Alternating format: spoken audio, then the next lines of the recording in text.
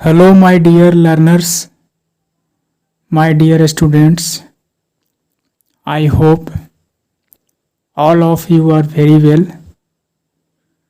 Before starting reading this story, I would like to tell you a quote in English. You don't need to manage time, you need to manage priority. It means आपको समय को प्रबंधन करने की ज़रूरत नहीं है, समय को मैनेज करने की ज़रूरत नहीं है, बल्कि आपको प्राथमिकता को तय करना बहुत ही ज़रूरी है। कौन से काम इम्पोर्टेंट हैं, कौन से अनइम्पोर्टेंट हैं, उसको देखते हुए काम को प्राथमिकता के आधार पर करें। यानी कि कौन सी काम को न करने से हमारी प्रोडक्टिविटी की गिरावट होगी, यानी हमें डेवलपमेंट की ओर जाना है। उसके लिए सबसे महत्वपूर्ण काम को सबसे पहले करें।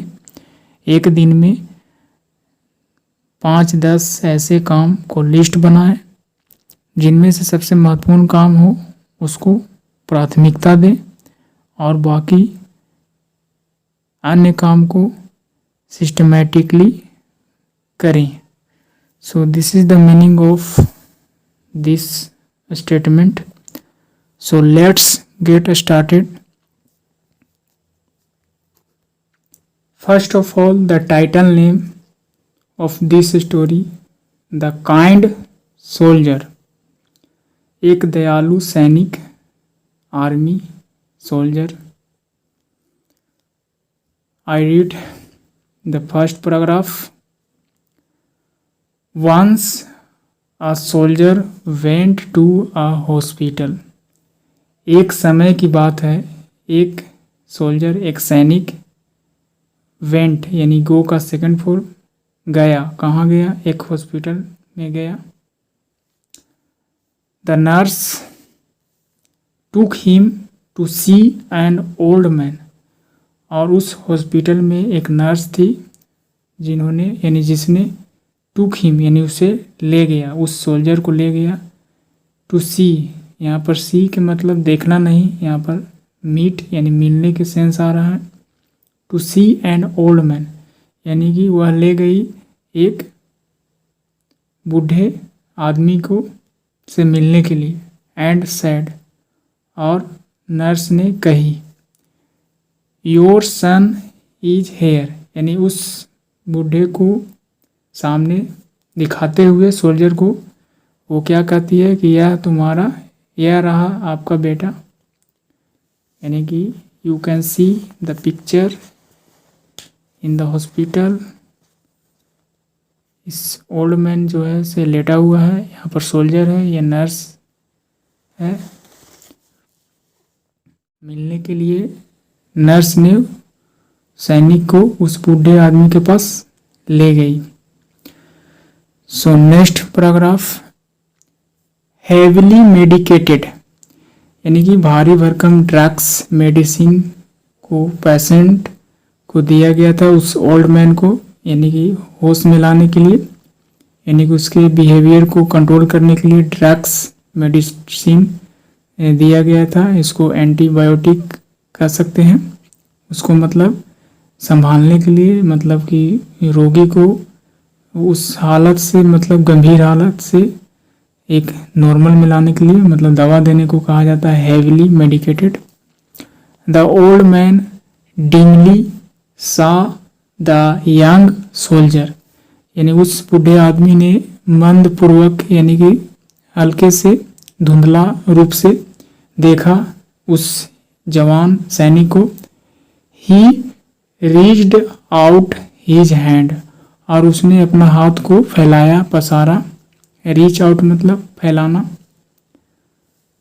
The soldier wrapped his fingers around the old man's, और उस सैनिक ने क्या किया? अपने हाथों के जरिए अराउंड द ओल्ड मैन, यानी कि उस बूढ़े आदमी के हाथ को, मतलब अपने अंगुलियों की मदद से हाथ को, रैप्ड मतलब टटोला, लपेटा, यानी कि पकड़ा। ऑल नाइट यानी कि पूरा समय, द सोल्जर सैट, सीट का सेकंड फॉर्म सैट यानी कि बैठा रहा यानी बैठा, पूरी रात जो है सो सैनिक ने सैट देयर यानी कि वहाँ पर उस ओल्ड मैन के सामने मतलब बैठा, किस अवस्था में, holding the old man's hand यानी कि उस बूढ़े आदमी के हाथ को टटोलते हुए यानी हाथ को पकड़े हुए रात भर वहाँ पर बैठा रहा।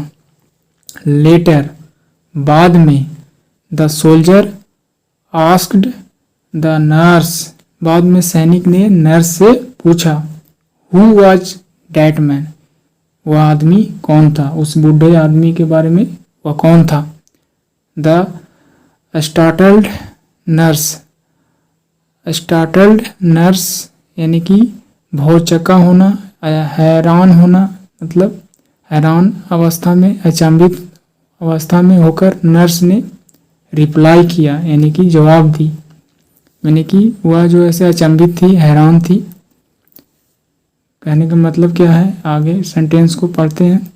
ही वॉज योर फादर, यह तुम्हारा पिता है, यानी कि तुम ऐसा मतलब पूछ रहे हो कि मतलब कौन है, आप जो ऐसा ऐसा पूछ रहे हैं कि कौन थे, और वह हैरान होकर यह तो तुम्हारे पिताजी हैं मतलब थे। नो ही वॉज नोट यानी सैनिक ने क्या जवाब दिया, नहीं वह मेरे पिता नहीं थे। द सोल्जर रिप्लाइड यानी कि सैनिक ने उत्तर दिया। The nurse asked Y didn't you से सो, नर्स ने पूछा, नर्स आस्क यानी कि उस नर्स ने पूछा, वाई डिडंट यू से सो, यही मतलब नर्स ने पूछा क्या कि आपने ऐसा क्यों कहा, से मतलब कहना। द सोल्जर रिप्लाइड यानी कि सैनिक ने जवाब दिया। नेक्स्ट पैराग्राफ, आई न्यू मुझे मालूम था, राइट अवे मुझे मालूम था, और राइट अवे का मतलब इमीडिएटली तत्काल, तत्काल की there had been a mistake मुझे मालूम था कि फिलहाल मतलब तत्काल एक मैंने गलती की है, मैंने गलती की थी मतलब उस समय मैंने ये गलती की। बट लेकिन आई आल्सो न्यू मुझे ये भी मालूम था, ये भी पता था। ही नीडेड हीज सन मुझे ये भी मालूम था कि उस समय उस बूढ़े आदमी को मतलब नॉर्मल अवस्था में लाने के लिए, मतलब कहने का मतलब है सीधा सा, ही नीडेड यानी उसे ज़रूरत थी, उन्हें ज़रूरत थी उसके बेटे की, यानी कि उस बूढ़े आदमी की उसके बेटे की भी उस समय ज़रूरत थी। And he was not there जो कि वहाँ पर वह नहीं था। आई केम मैं आया था, हेयर यहाँ, टू नाइट यानी कि उस रात को मैं यहाँ आया था। टू नाइट का मतलब आज की रात। To find a mister Ben Watler's कहने का मतलब है कि मैं उस रात को यहाँ आया था पता करने के लिए, मिस्टर बेन वाटलर्स को पता करने के लिए मैं यहाँ आया था। नेक्स्ट पैराग्राफ क्या है, his son was killed in the war, उसके बाद कहा जा रहा है कि उसका बेटा यानी उस बूढ़े आदमी के जो पुत्र था वह मारा गया था, इन द वॉर यानी कि युद्ध में मारा गया था।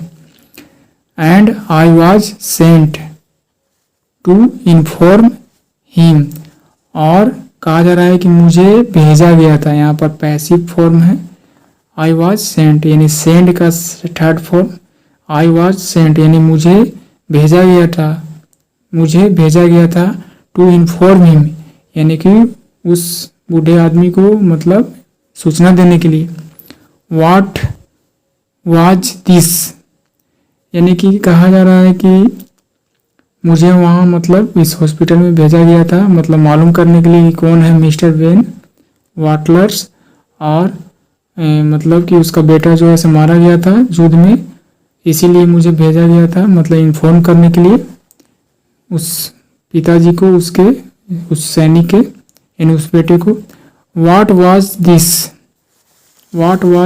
दिस ओल्ड मैन्स नेम यानी कि उस ओल्ड मैन का नाम क्या था, यानी कि उसका नाम क्या था। द नर्स सैडली रिप्लाइड, यानी कि नर्स ने उदासीपूर्वक जवाब दिया, उत्तर दिया, mister when वाटलर्स।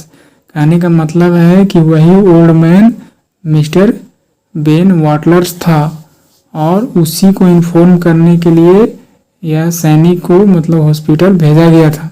Is the moral of this story, the moral help someone in need, यानी कि मदद करना चाहिए किसी को भी जब उसकी ज़रूरत हो, यानी कि किसी ज़रूरत के समय में क्या करना चाहिए, मदद करना चाहिए। हेल्प समवन यानी किसी को भी मदद कीजिए, इन नीड यानी कि ज़रूरत के समय में। So this is the meaning of the moral